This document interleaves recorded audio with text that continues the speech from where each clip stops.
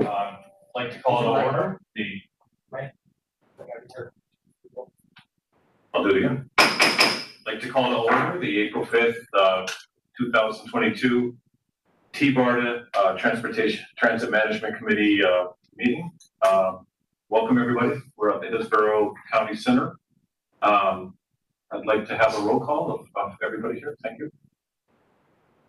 We will start with Janina Elkin. Janina Elkin from Flamingo County. Sorry, Janina Elkin from Flamingo County Transit. Okay.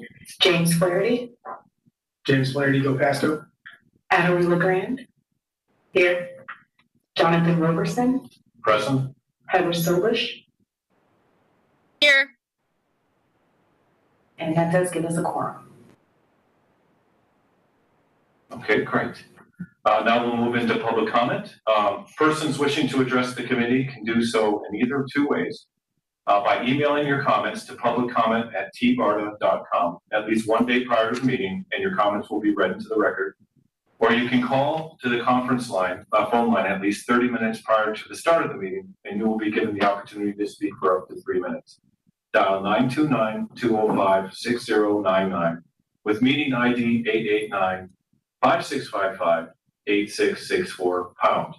When prompted for the participant ID, enter #. When prompted for the meeting passcode, enter 592939 #. A staff member will place you in a queue to be recognized by the chair during public comment. At this time, do we have any written, emailed, or phone public comments? We have no phone public comments, but we have one email, and I'll read it into the record if you're ready for that. Yes, sir. Thank you.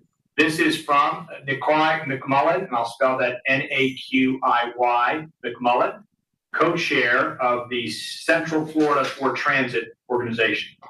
I'm writing to comment on the CSX Corridor study that is being discussed at TBARTA's Transit Management Committee. Our organization, Central Floridians for Public Transit, advocates for the CSX Corridor to be purchased and utilized by regional transportation agencies to effectively serve the Tampa Bay region with high-quality rail transit.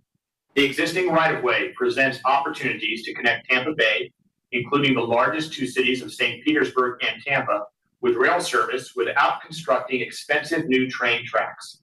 The hybrid rail option connecting USF with downtown Tampa has been discussed in the past, but we believe plans for rail transit should go beyond the local transit in Tampa and connect the entire region with high-quality regional rail service. Plans for the CSX corridor must go beyond the commuter rail operating model employed by other state transit systems of Sunrail and Tri-Rail. Infrequent commuter rail that serves office workers during standard office hours with peak hours service is an outdated and inefficient operating model. We envision utilizing the corridor for frequent rail service within 15-minute headways all day, not just at peak commuting hours. This model has been a success for utilizing pre-existing rail ROW to create high-quality, frequent service in Denver with the A train connecting downtown Denver to Denver International Airport. This model of frequent regional rail is standard international operating practice, and commuter rail agencies like MBTA in Boston and Caltrain in the San Francisco Bay Area are evolving to offer more frequent service as well. Preferably, we advocate for the corridor to be electrified and operated with electric multiple units, EMUs, like Denver's A train for sustainability reasons. But diesel multiple units, DMUs, are also preferred over large commuter rail trains operated by Tri-Rail and Sunrail because both EMUs and DMUs are more efficient and flexible, allowing for more frequent service. Any plans for utilizing the CSX, Brooksville, and Clearwater corridors for rail must offer frequent service, or it will be a waste of valuable capital dollars. Infrequent rail service existing to service downtown office jobs does not offer a true alternative to driving and is ineffective at moving people, especially taking into consideration whether office jobs will ever return to pre-pandemic peaks with remote work from home becoming more normal. We hope TBARTA will take our comments into consideration when performing the CSX corridor study. Thank you, Nikolai McMullen, co-chair of the Central Florida for Transit organization. And that is all of our public comments. Excellent. Thank you. Pretty good comment as well. Okay, moving on to consent agenda items. Looking for a motion and a second on January meeting minutes. And any discussion? So moved. Moved by Ms. Grand. Do I have a second? I'll second. Seconded by Janine. All in favor, say aye. Aye. Aye. Excellent. With the committee's permission, I'd like to move up a discussion item. There's some time-sensitive FDOT staff, and we wanted to get their call for transit projects. If we could get them, so move 6A. Mr. Pissarro, Yeah. would you rather move just 6A and then we'll go back to presentations? Sure. Okay, so And I can kind of intro the item for you when you're ready. okay, so we'll move to 6A. Okay, thank you, Mr. Chair. So I put this item on the agenda at the request of the chair. Every year, FDOT puts out a call for transit projects funded by the various discretionary grant programs. And so I've asked Chris Leffert from District 7 and Michelle Parantos from District 1 just to come give a brief update to the committee on the call for projects in their districts. Michelle, I know you're under a time crunch, so why don't we let you go first? Sure. Thank you so much for moving this agenda item up for us today. So it's really fairly simple. In District 1, we do a call for projects for our service development program and our park and ride lot program annually. I usually send out that notification in May, and we make decisions regarding any applicants we may have received in June, and then we submit those requests to central office. At that point, we're requesting for them to be funded. So just because we're making the recommendation doesn't mean that they will be funded. And then we wait on central office to tell us if they had enough funding statewide to choose our projects. And if they did, then those projects get programmed for the next fiscal year. So that's always important to point out. And here in this group setting, Manatee County Area Transit has a great understanding of that timeline, but I'm happy to take any questions. Any questions for Michelle? I just wanted to take the opportunity to thank Michelle for getting online here, and I thought it would be a good idea just to hear from both districts about all these springtime possibilities. So I really appreciate it, and you'll probably be hearing from us. So Sure, no problem. I'm happy to do it. And I'll hang out long enough for for Chris to speak about his process. We do have separate processes, and that's by design because we are a decentralized Department of Transportation. So, and again, if anyone has questions between now and after Chris speaks, I'm happy to take those.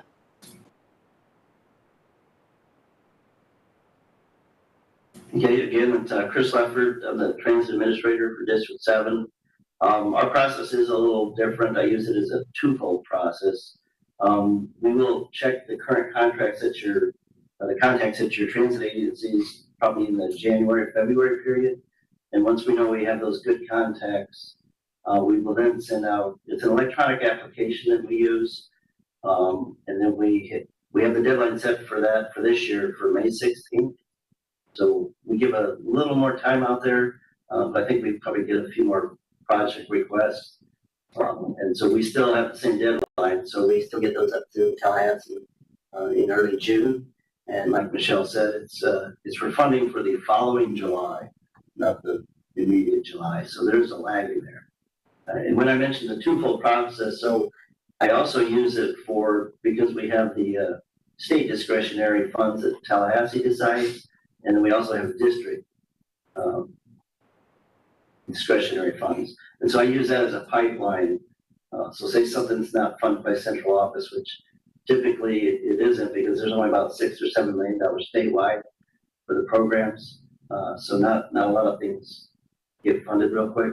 So we then use those same applications to look at our district funds and see that, what we might be able to do from there. any questions from the committee? I guess I'm just curious, Chris, what discretionary programs does D7 offer?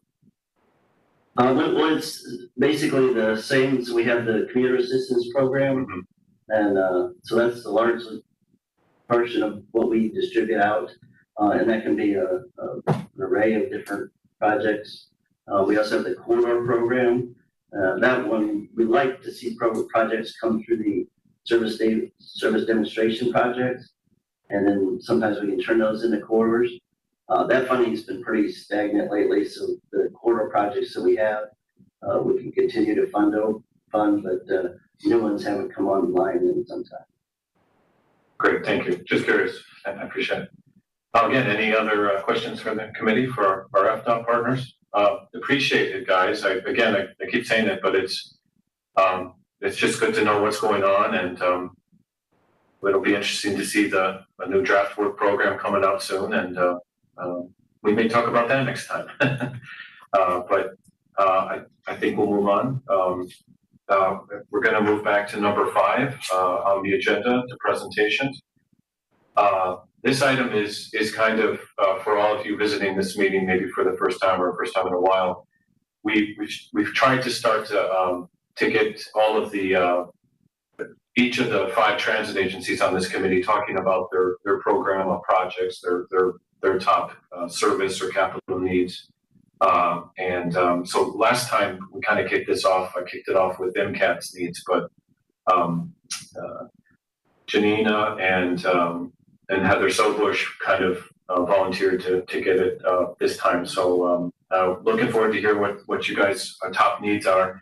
The idea was, I think, ultimately, is to have an idea, ultimately, through the Tabarda process, through the Tabarda Regional TDP, some kind of fast needs list that we could all refer to, and that could be reflected in Tabarda's most prominent documents. That was at least my idea, and I hope it's still something the committee's interested in. But I think we could start with Janina's presentation. Can you guys do it? Okay, well, good afternoon, everybody. I figure I will show you our system map, so some of you may not be ever in Fernando County. So I wanted to share our system map. Wanted to show you that the area that we serve is the Spring Hill area, which is our urbanized area, and a portion of Brooksville, the downtown area. We, since Hernando County is not, is still rural in many areas, we do not have we're not planning on expanding our services at this time, but instead we have been concentrating in other capital projects, infrastructure, like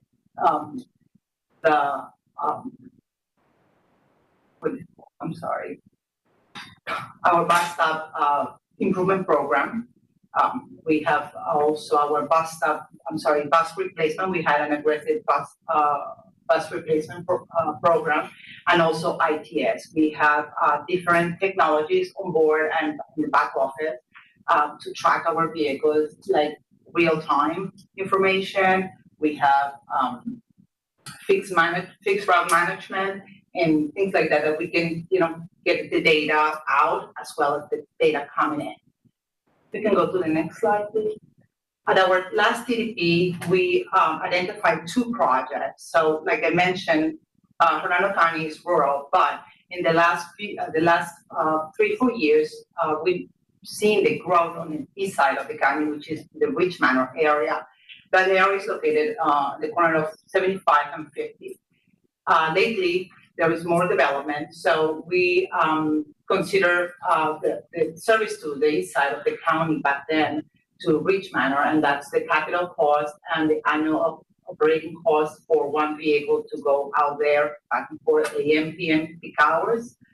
And also, we do not have a transfer facility, which that capital cost will be estimated to $1.5 million to secure the location and the design of the site.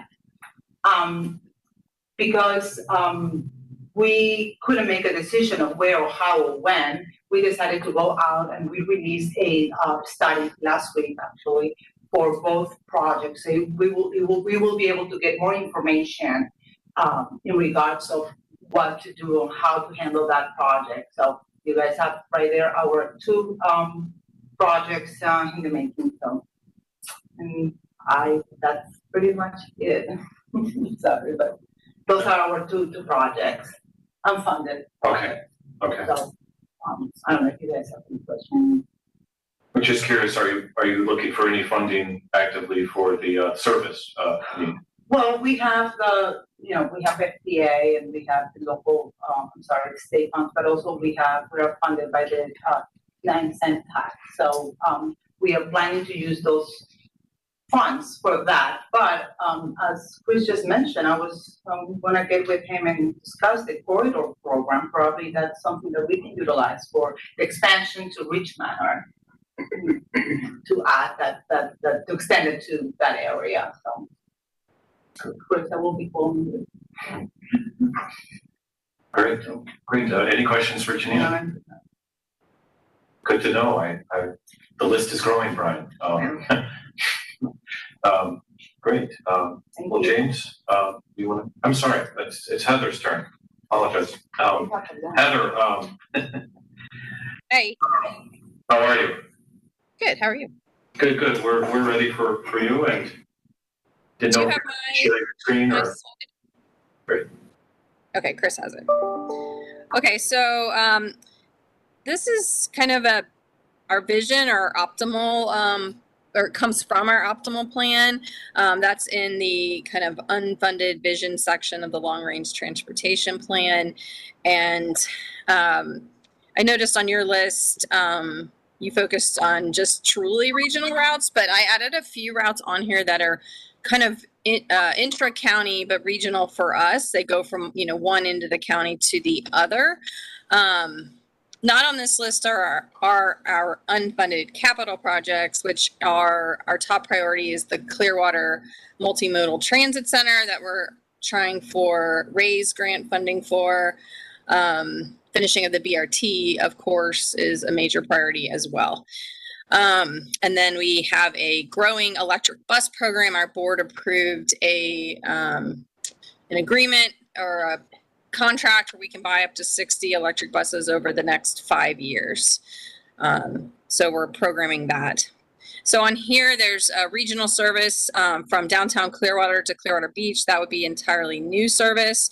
I'm not sure how Tyndale Oliver or what the service plan was, but you'll notice my costs are a lot different and higher than the ones in the TBARTA list.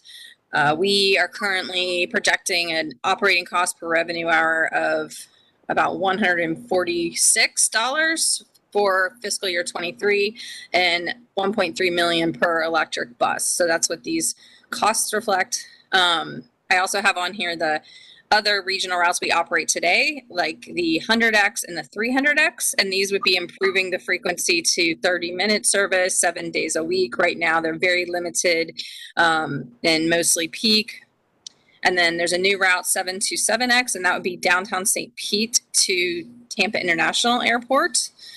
Currently, the only routes we go or that we have that go to the airport is the 100X, which is from Ulmerton Road over the Howard Franklin Bridge. I also have on here, these are some of the ones that are more internal. US 19 Express Bus, I think that's on your list too because it does connect to Pasco. So we have an existing local Route 19, and this would be a new express bus route that would run kind of on top of the 19 with very limited stops and go into the gateway area.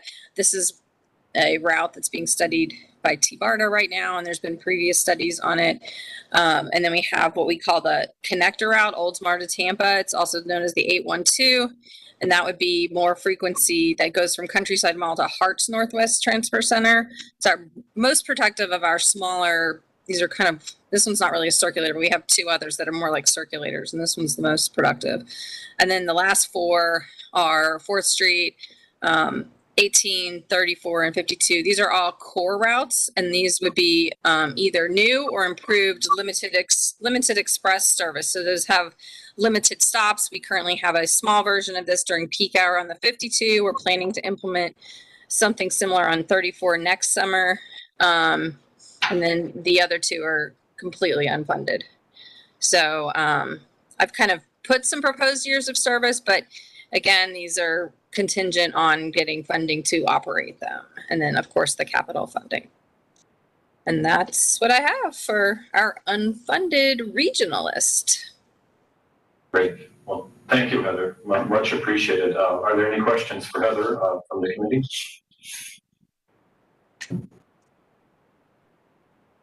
On her list? If not, I think some of this conversation might come on our 6B conversation on a regional funding list that I have.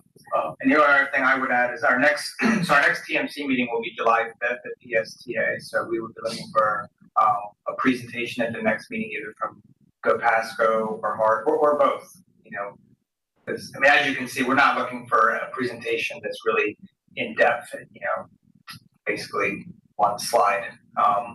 So if either one of you would be open to presenting at the July meeting, you know, certainly appreciate it.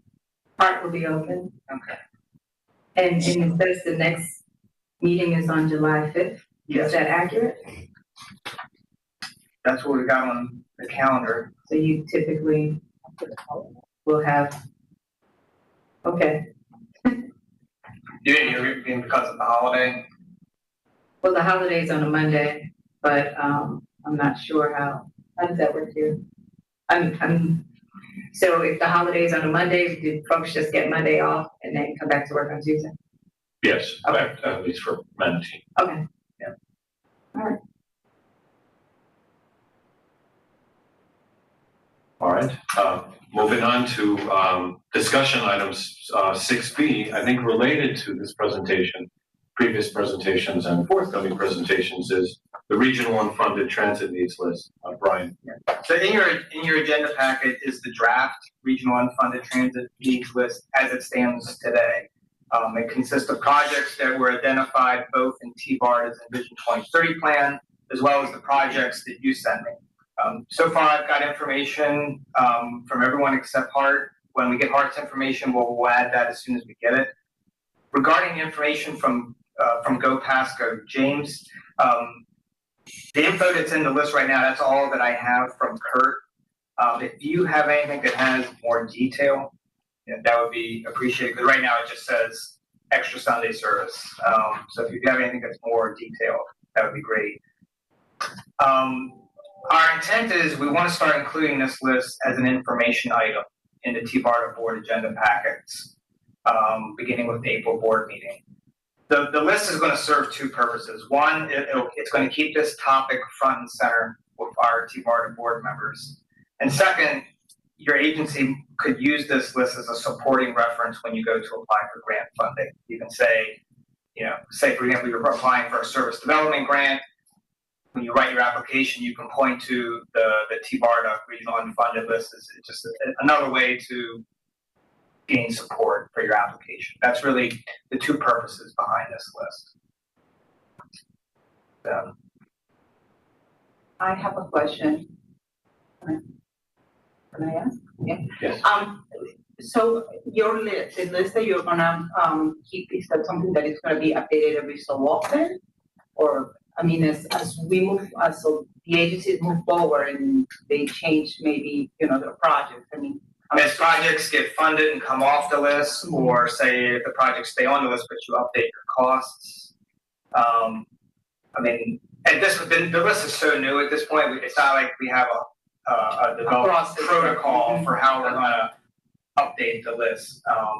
We're just kind of being flexible at this point. We just kind of want to get the list created for starters. Okay. So as we update our TDP or, things change in our agencies, we can just update you on our meetings. Right. I mean, because this list, it's not mandated by any agency. It's a completely voluntary list. It's just an idea that we came up with to do those two things. Great. Yeah. Like the two things I mentioned, keeping the topic front and center with our board members, so that they know what the priorities are in the region that are unfunded. And two, like I said, just the TBARTA is looking for ways to be of service and benefit to the county transit agencies. And granted, yes, it's just another list, but if this list can help you with your efforts to get funding, then that's a bonus for us as well. Any other questions for Brian? I have a question. Heather? Yeah, I was just wondering, can you share with us the kind of service plan assumptions that Tyndall Oliver used for each of our routes? Sure, I can get those to you. Okay, thank you. You had mentioned your costs are based on electric, and I'm 99% positive that that was not an assumption that Tyndall, now Benesh, used when they came up with their costs. And Yeah, also, those costs were from, I think, like 2 years ago, because our TDP is 2 years old. Oh, okay. I'd like to add on to that, related to Heather's question. Can you make sure this list matches up with what each agency does? Because we basically, I think I'm speaking for everybody, we run new numbers every year for our TDPs, and the old 5-year, the old 5-year-old TDP or 10-year-old is usually cost of living at least is added to it, or projects change or scope changes. So the best value I think would be if it reflects the annual TDPs. I think that was mentioned. Right. And if we have, and then this is something we haven't even talked about internally, but since we're talking about it now, I realize that we need to have an internal staff discussion on if we have the same project listed twice on this list, like say a project that was identified by Vision 2030, and the same project was on your list, but we got 2 different costs. But obviously, I think we should probably defer to the dollar figure that your agency came up with. I would suggest that, just because the fleet decisions could change, or staffing, or hiring, cost of living, everything's gone way up. Plus, there also might be some difference in the assumptions that were made. But take for as a hypothetical example, if Envision 2030 identified a certain route and came up with a cost for service frequency improvements. Well, the service frequency improvement and the span of service assumptions that Benesh should use may not match what the assumptions that you're making for that same route. Yes, and as an example, some of these are probably even becoming grant applications, and the service plan is more formulated, and actual costs were fine-tuned a little bit. So yeah, I think the agencies, again, correct me if I'm wrong, but I think we're closer to the costs, and that I think if your board sees that, they just always have kind of a cheat sheet on the top. And so we may actually just want to, if that project is listed, if that route is listed twice in the list, we may just want to just remove it from the TBARTA component of the table and just have it identified in your agency list. If it's the exact same route and the same service improvement. Okay, I would concur with that. How does the group feel about that? Any? Agreed. Okay. Agreed, too. Okay, any other questions on the regional unfunded transit needs list? I guess one more would be, will your board see this? I do see that Heather Sobish has her hand up. I don't know if she still wants to be recognized. Nope, sorry, I'm just notorious for never putting it down. Thanks. But the question was, will our board see this? Yeah, hoping your board sees it. Yeah, the intent is that we're beginning with the April board. We were going to include this as an information item. It goes at the back of the packet. So, for example, we also give the board a standing update on all of our communications. We give them an update on the community services program, and I think this would be like a third standing report that would go into the packet. Okay, I think I keep saying it, but I think it's a good cheat sheet for the decision makers. It maybe cuts through some, in theory, cuts through some politics and gets to the needs right now. And yeah, I hope to see that in the agenda. Okay, moving on then, it looks like 6C, future presentation topics. Brian, are you leading with us? Sure. I mean, I've mentioned at previous meetings, I don't want the TMC meetings to simply about calling the C presentations. We're all busy people, and the presentation is not an action item. They are interesting.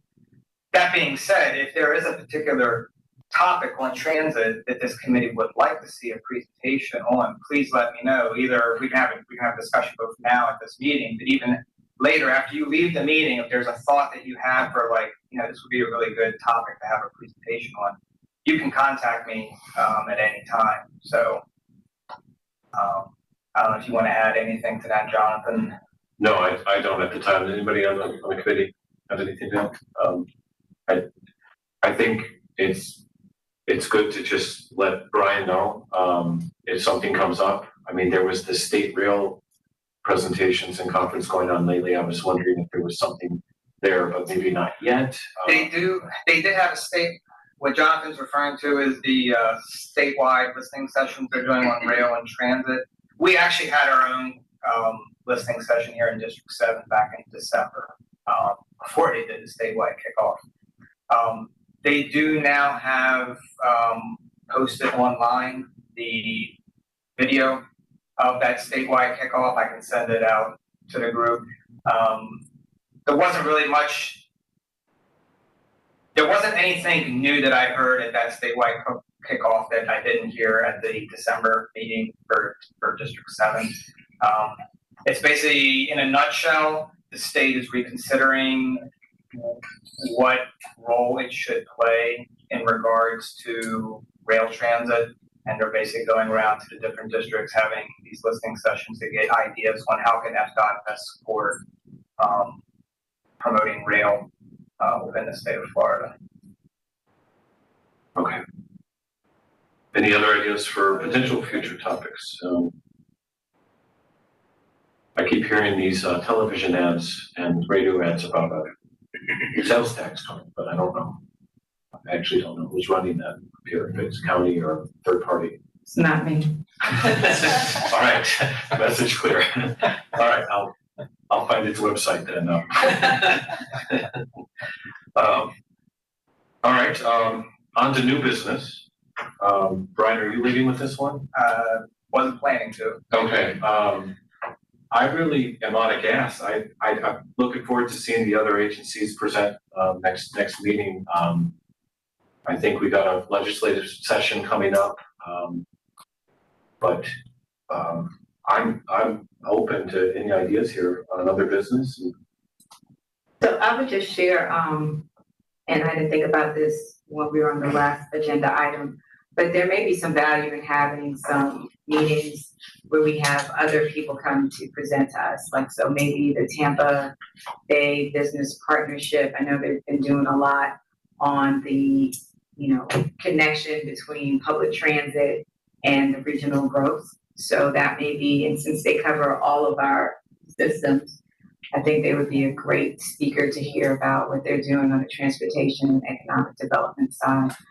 There may also be some value in having someone from the EDC come and speak to us again, to talk about what they're seeing as far as attracting people to come to this region and what they'd like to see as it relates to public mobility and transportation in general.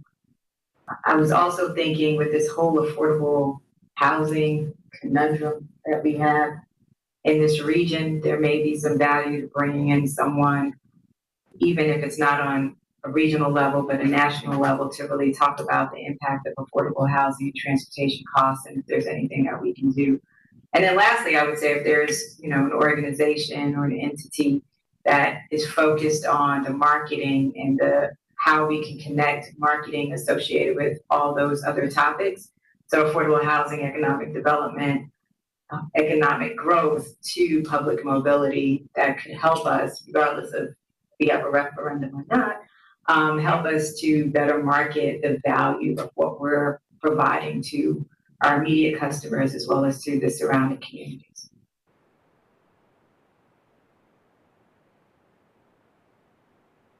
Excellent, yes. Any other ideas for new business? I was just thinking maybe an update on Flamingo. We launched Flamingo last year, and it will be a good item, I think, to talk about or show to everybody.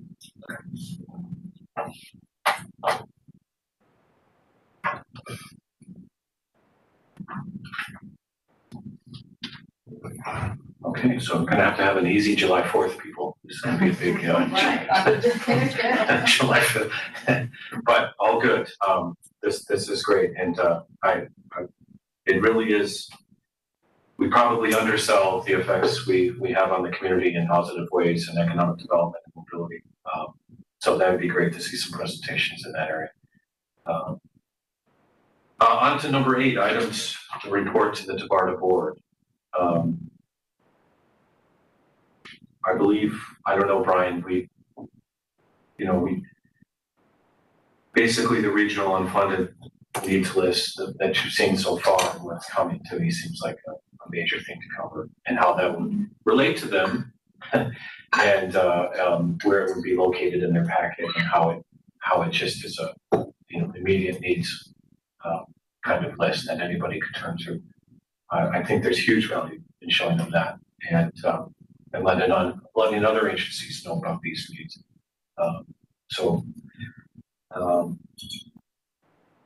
Yeah, I agree. It would probably be good for the board to hear from you as the committee chair that this is something we've been working on the past few meetings.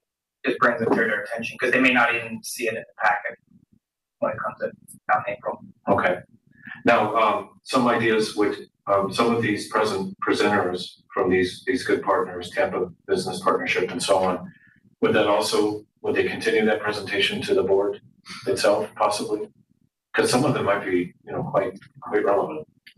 And I'd hate to see it just end here. I don't know, correct me if I'm wrong, but I think we would probably take it on a case-by-case basis there's different things we've got to take into consideration with our board agendas. We have to look at what our items we've got on the agenda. There's always a risk of putting too many presentations in the agenda and then we end up going long. Okay. So I know that's a wishy-washy answer. Yes, it is. Mr. Chair, may I ask?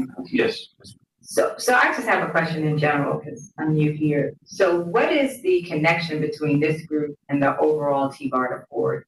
Is there a connection, or do we just kind of meet to stay collegiate, but they just do something that's disconnected from us? This is a committee of the board of TBARTA. It is identified in the bylaws. And the committee is intended to act as an advising committee to the board on things related to transit. Okay, so thank you, Mr. Green. So based on my understanding of what you just stated, our role is to advise the board on transit-related issues. Is that correct? That is correct. So how do we go about advising?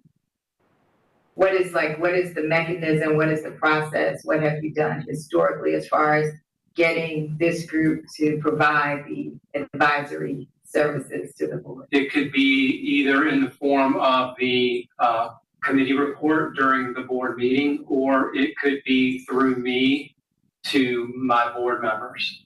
Okay, so I think maybe, thank you again, Mr. Green. I think maybe what we could do and maybe add to the next agenda is this is for my own edification, so the rest of my colleagues definitely shoot me down if you think this is crazy talk, but to really talk about what the process is for us to provide this advisory service to the full board, because I think we have some great conversations. And one of our last meetings, we even talked about collectively the different agencies coming up with our priorities that we feel comfortable with, moving forward. But if we're just having these conversations with ourselves and we feel good after we leave, we put together nice presentations, but they don't really advance in a way to advise the board on what we as the leaders of these agencies would like to prioritize, or how we'd like to advance our programs.